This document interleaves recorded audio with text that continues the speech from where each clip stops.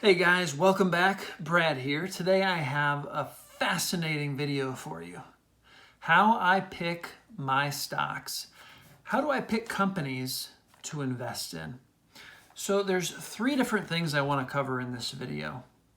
The first, let's jump right in. The first is there's this concept that I learned from Monish Pabrai called bowling with bumpers. Okay.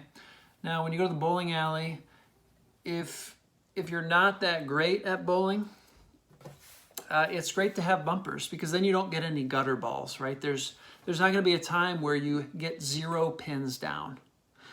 Now, in the investing world, there's an equivalent of bowling with bumpers. And what that is the SEC, Securities and Exchange Commission, requires that investors who have over $100 million invested in stocks have to disclose their holdings every quarter. So February 14th, May 14th, August 14th, and November 14th, they have to release, what they bought and sold in the quarter, between 4.5 months and a month and a half before that date. So say, for example, on February 14th, they have to release what they bought and sold between October 1st and December 31st of the previous year. So essentially what that tells us, that tells us what the top investors in the world are seeing as good investments, right? And what they're seeing that's not worth holding on to anymore for whatever reason. We don't know the reason that they're buying and selling these companies, but we can see that they're doing it. Okay, so that gives us a fantastic starting point to, dig in to the companies that are being bought in the recent past, maybe even currently. Now, some people might say, well, great, I can see what this super investor bought, but maybe they bought it 4.5 months ago. So what I do is, I love when Monish Pabrai buys something because this is exactly what I do. I look at the company, what the price was in the last 4.5 months. And I look at the low and I assume, okay, Monish probably picked it up at this price. This was the low in the last 4.5 months. So how does the price now compare to that low price? Is it still within the ballpark?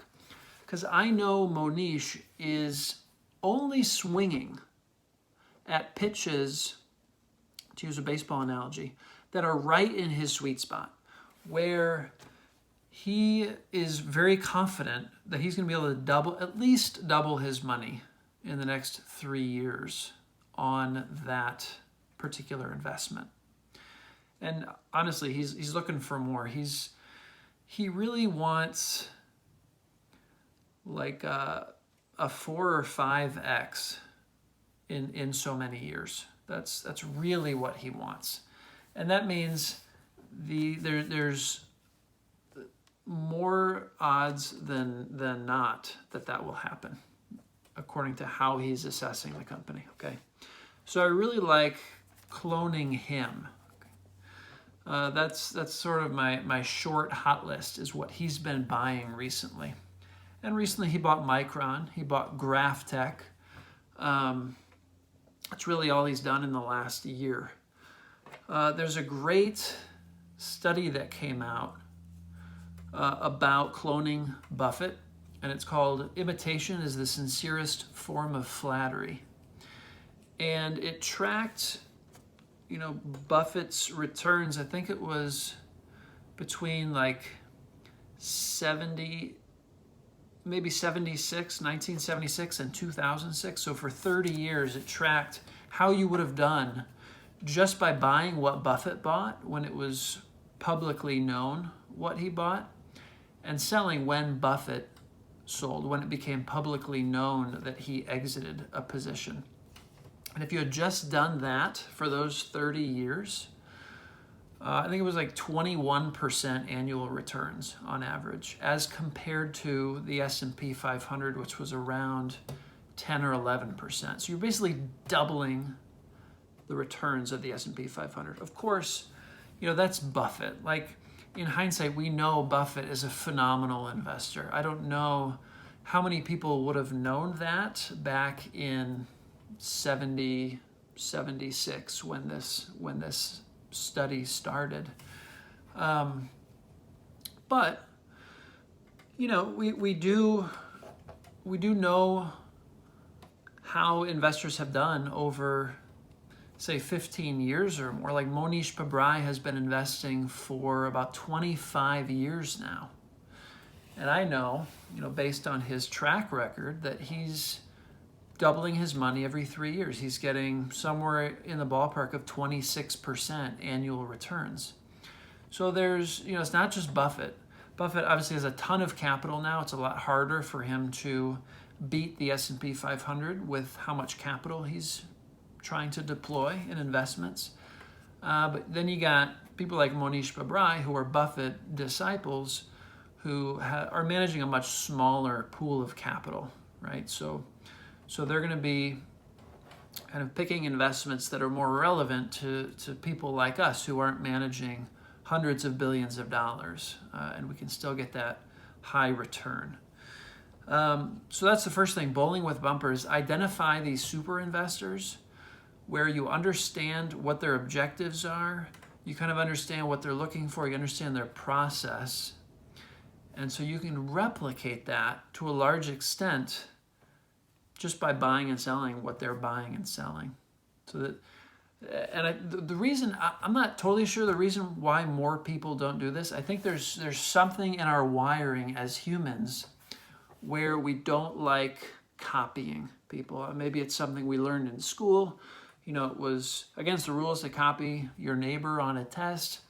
And especially, I think in our culture in the US, there's something about, we all want to have original ideas.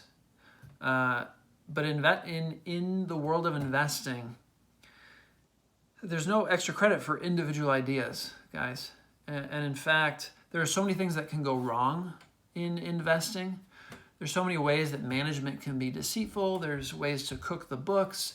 There's just so many factors to really evaluate in terms of whether a company is a good investment or not. That if you're trying to do all of that assessment on your own, you're at a huge disadvantage. Whereas if you take a starting list of companies where these great investors have already vetted those companies, you're going to be leaps and bounds ahead. So that's the first one, bowling with bumpers, identifying investors that are clone worthy. And I love Monish Pabrai for that. Second, how do I pick my stocks? So Joel Greenblatt has a stock screener called the Magic Formula. It's a website. You can go to the website, enter the minimum market cap of the companies that you want to return on the screen, and how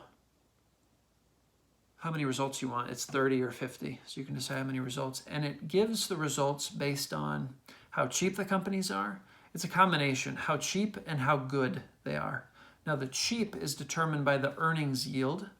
You can look more into this if you want to learn more. And then the good is return on invested capital. And it combines those two scores to give you, companies that are the best combination of good and cheap. And it's a fantastic, I think there's a lot of actually hedge fund managers that look at that screen. That's how good it is. So that's another place I look. Apple showed up on there, I think, about a year ago. It was obviously a great buy based on what's happened. Micron has been in there. GraphTech is currently there in the top 30 for all companies in the screener. So that's another way that I find, companies to invest in.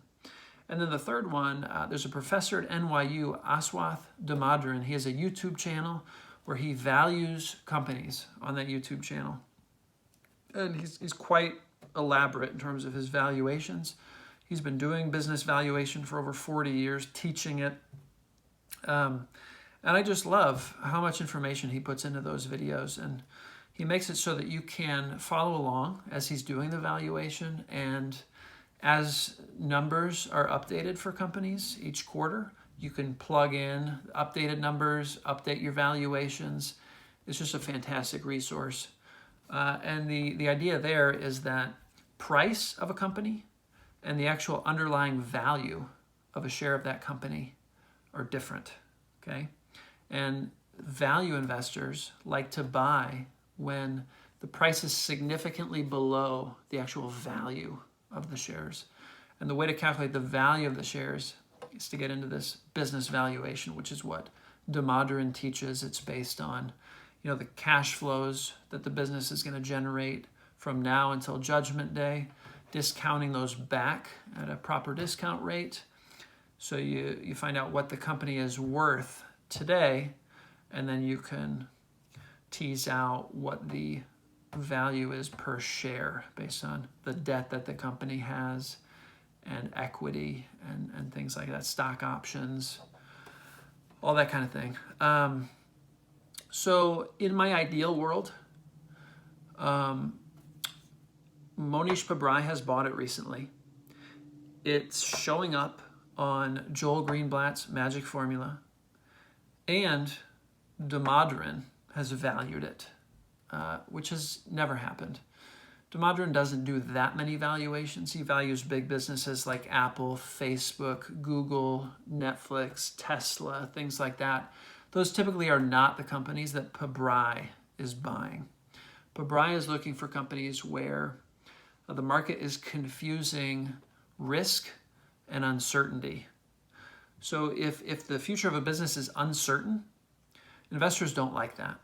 And they tend to really want to pay less for those kinds of businesses, sometimes to the extent where there's very little risk in buying the company because the price has been knocked down so much. But those aren't the kind of businesses that show up, at the top of the S&P 500 companies that Damodaran tends to be valuing. So anyway, guys, I really like those 3 different resources for picking my stocks. And if more than one kind of converge, like is the case now with GraphTech, then I really like it. So I've been loading up on GraphTech. This is not financial advice, by the way. I'm not a financial advisor. And I will also say, well, should I go there? I have a hard time trusting financial advisors. I think that everyone is needs to take responsibility for their own finances. Because if you leave that up to someone else, you're just setting yourself up for failure. They're going to be doing what's in their best interest. And I know that sounds cynical, but it's the truth, guys. You're the one who cares most about your money and growing your wealth for retirement. And I highly recommend you do not outsource those kinds of decisions. I think everyone can learn enough to be competent in terms of, how to invest their money. Even if it's just investing in an index fund. I think that's perfectly fine for the majority of people. So anyway, that's a side thing. But anyway, I hope you enjoyed this, how I pick my stocks. Let me know how you pick your stocks in the comments. I'm fascinated by, how, everyone has a slightly different approach. Some people have majorly different approaches, but I don't think any 2 investors do it the exact same way. And I'm always curious to hear from other people what their investment process is like, what their stock picking process is like. So I'd love to hear from you, and I will see you guys in the next video. Take care.